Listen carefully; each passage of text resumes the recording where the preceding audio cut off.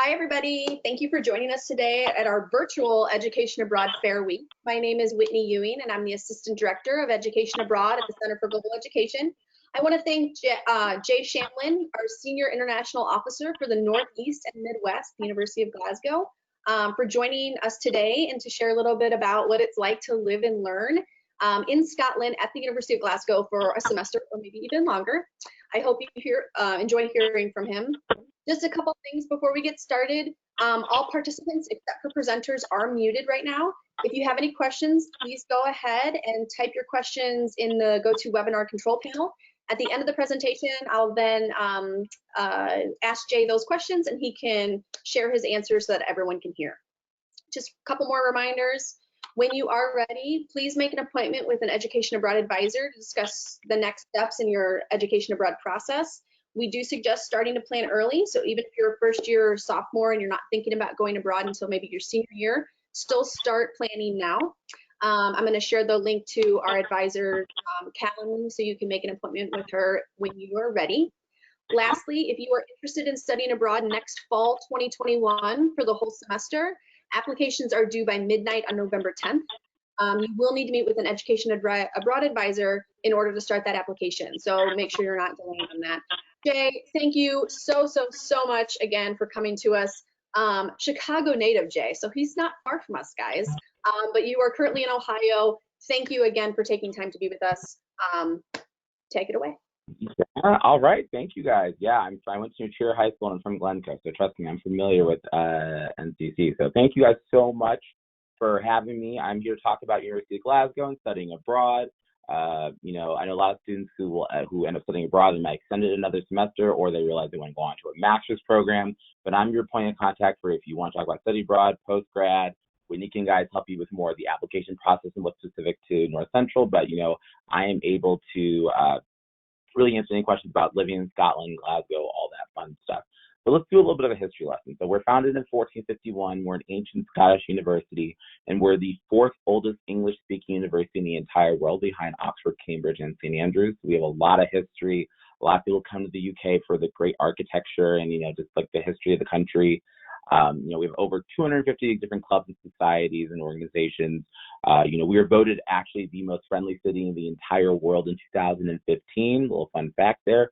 And we also were voted one of the best cities in the world in 2019 as well. So it really is an up-and-coming city, super affordable, but we'll get into more of that later on. You'll see that we're about 29,000 students total from over 140 different countries. We're actually ranked the 29th most international university in the entire world. So diversity is big, it's huge, you know, especially coming from North America. I would say of the 29,000 students, and North America and the UK is Canada and the US, not Mexico. We have about 1,100 total between Canada and US, and that's going to be PhD, study abroad, undergrad, and postgraduate. I would say from just the US, our biggest numbers are going to be study abroad, and a lot of the students do convert into postgrad. We have a lot of students who, in our data, that we see that, you know, end up being a postgrad student because they studied abroad, either at Glasgow or somewhere in the UK, and travel up to Scotland and loved it. So, and we're ranked 77th in the QS rankings for next year as well, too. Some notable alumni: Adam Smith, the founder of modern day economics, went to Glasgow. Lord Kelvin, so we've heard of degrees Celsius, the Kelvin scale, he went there. We have 7 Nobel laureates, you know, we could go on and on. James McCune Smith, who is the first African-American to receive a medical degree, went to Glasgow. I mean, we have a lot of really distinguished alumni as well. And we're connected globally. You know, we have students that will study abroad for a year at Glasgow, then do a stint in Asia as well.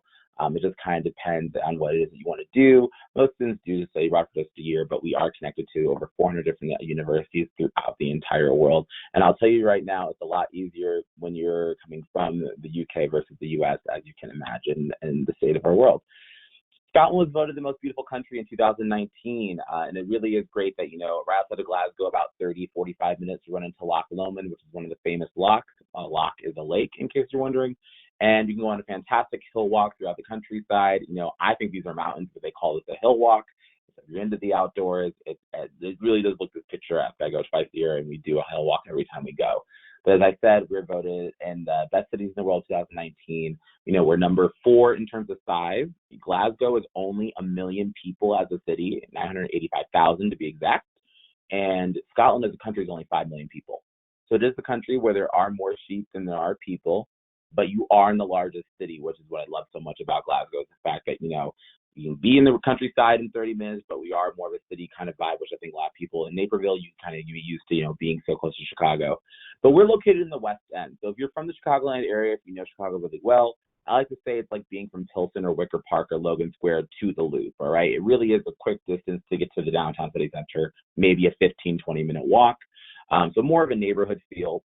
We have the Kelvin Grove Art, Kelvin Grove Museum, but pictured behind you is what's at the bottom of the screen called Ashton Lane, which is maybe like 300 feet walking distance from the university. It's like right behind our geology building. And as you can see, it's a pedestrian-only street. You'll see that, there's lots of pubs and shops and restaurants across from, it's just a lane that, as you can see, there's lights at the top. It looks great in the wintertime or at night. It's just a great place to kind of hang out, grab a pint with a mate after class, or hang out with some of your friends on a weekend. It really is a cool place. And now we're going to be talking about study abroad, ignore international summer school. But when it comes to study abroad, we have over 30 years of experience. We have semester or year-long opportunities, flexible class choices, over 140 different international partners, over 370 European partners. You'll also see that we have accommodation guaranteed for you all when you come. I do know that you'll end up paying North Central fees, and then that's just it. And then they figure it out on that end. I'm not familiar with. But when you arrive, you get a full orientation program. You get the same kind of things you would get if you were coming here as a student for 4 years or for a master's program for 1 year. Same kind of, a freshers week where you get to meet all the clubs and organizations, an inbound team for a study abroad that's able to help you with if you arrive from the airport or get you situated with a phone card or not phone card, a SIM card for your phone, anything that we have all those services available to you as a student when you show up to campus. And some other highlights, we do have some really unique programs at Glasgow. For example, we aren't traditionally an art school, but we do have some programs in conjunction with the Glasgow School of Art. That's a little fun fact. If you're an art major, if you're going to drawing or theater or music, you typically go to a school of art, kind of like you would Columbia downtown in Chicago. So if you want to take care of some of your art credits, we do have some electives you could take for study abroad. We are at the home of the National Bagpiping Center, so we have a bagpiping course, which is very cute, very cool. I know it sounds kind of weird, but you could imagine looking back on it and telling your friends, like, I played the bagpipes and took a course and know the history about it. And then finally, our most popular course, which actually is not going to be available next semester, I just found out today, is functional anatomy. Due to COVID, we are not going to be having it next semester, but it will be back for next spring. We decided we wanted to wait and delay it to maybe next spring. But this is a class that is great if you want to get on, get your hands on some cadavers. And, that's awesome. Not for me, though. I have the structure of credits breaks down differently for you all, but we call it 60 credits or 120 for the year. And then living expenses. This is if you were to not live on campus. As you're studying abroad, you would live on campus. But let's say you want to get a master's degree. Let's say you realize afterwards, you're like, I want to come back to the UK. Glasgow is a great city. You want to know more about how much it costs. Students are usually looking at about $1,400 a month to live in Scotland. And even as an idea, my apartment in Chicago to live with someone was $1,200 a month. So it really is an affordable city. And you're not going to be buying clothes every month or traveling every month, but it really is a place where you can live affordably. You can you still dine out, have some entertainment, and really just enjoy life at a pretty affordable price. And then study abroad requirements for us, I just want to let students know that if you want to go into functional anatomy, you do need at least a 3.4 GPA in all biology-related subjects.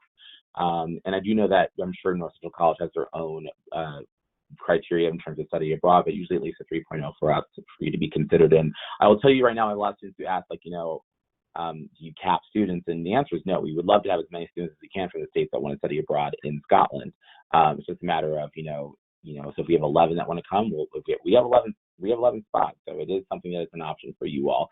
When it comes to functional anatomy and some of the other popular courses that are capped, I do know that they'll look at your GPA and transcript to figure out, which students would be the best high achieving in terms of, the class. And these are some of the courses that we're offering for our summer program for high school students. But I wanted to let you know, I wanted to show this because it's pretty typical. We double dip a lot of the courses where we designed our international summer school based off of study abroad courses. So functional anatomy is available and study abroad. So is physics for life science. So is physics for engineers. So is education in globalized world, comparing systems internationally. and also the history of Christianity in Scotland as well. So those are all ones that we basically adapted from study abroad and made into programs here. But these are give you an idea of what we're kind of like looking at, the options for you to take if you want to study abroad. So some of the courses. Now we do offer one cultural immersion program. It is a program where you'll if you want to get more into the Scottish culture and history. You go to a Scottish Ceilidh dance. If I pronounce Ceilidh, it's just a dance. It's this extreme workout. You will sweat. I'm just letting you know that. We have weekly social events in the cultural immersion program. And what's great is that we take weekday trips to various Scottish locations. And that's something that I find that a lot of students who study abroad don't end up doing. When they get there, they want to go to, Ibiza, Mallorca, London, Prague, Paris, wherever the space may be. And they don't really travel a lot of the UK, going up to the Orkney Islands, going up to the Highlands, going to Cardiff, going to Wales, going to, Bristol, Manchester, going to Northern Ireland. There's so many places in the UK that are hidden gems. And I know this program, they take you up to Scotland, to go up to Aberdeen, go over to St. Andrews, go over to Edinburgh. They really do a good job of showing you a lot more of Scotland than what students might not typically do when they're there on their own. Now, our accommodation, just so you know, we have 7 residence halls. I do know the study abroad students live in 2 main ones, and now I can't remember them as I'm saying this, but it is, there's 2 residence halls that usually the study abroad students live in. And it's kind of nice when you're studying abroad and you're staying with other study abroad students, because you're both there for 1 semester. I guarantee you probably are taking a class or similar class at the same time. You both will have the same schedules where you might have Fridays off. Wednesday afternoons are typically off in the UK as well too. If you're going to school there, you don't have classes usually after 2 on Wednesdays. And you're there for such a short time that you want to see as many of the same places as other students. So it isn't necessarily a bad thing when you have another roommate that doesn't necessarily mean to be from North Central. They could be from, Denver, Gonzaga, Bentley. Just plenty of schools that we have partnerships in the United States. And then support, don't worry about that before you arrive, because we have a great inbound team that works with Whitney and the rest of the North Central College team to be able to get you guys acclimated when you get over there. But the big thing is, what I love is that, we have disability services, career services, English language support. You guys speak English, but international student support that's available for you guys when you guys do arrive. So if there's any problem that arrives, they really do a good job of trying to make sure that students feel comfortable, even if they're just there for, only for 4 months, or if they're there for 4 years. And then getting here, I think the easiest way to get here is through London Heathrow. You can fly directly to Edinburgh, but then you take a 45-minute train ride down to Buchanan Street, which is in the center of Glasgow, and then you'll take the train over to, or the tube over to, the tube goes underground, the train is above ground. You'll take the tube over 4 stops to Glasgow. And I think instead, if you connect through Heathrow will take you up to Glasgow Airport, and then it's literally a 10-minute cab ride to campus. So that's just my personal preference, is connect through Heathrow, but it's up to you guys. And actually flying from Chicago, it can be very cheap. I think round trip tickets can be close to maybe $400 or $500, depends on how far you book it out. But you wouldn't buy round trip tickets, you just buy one there and then one at the end of the semester.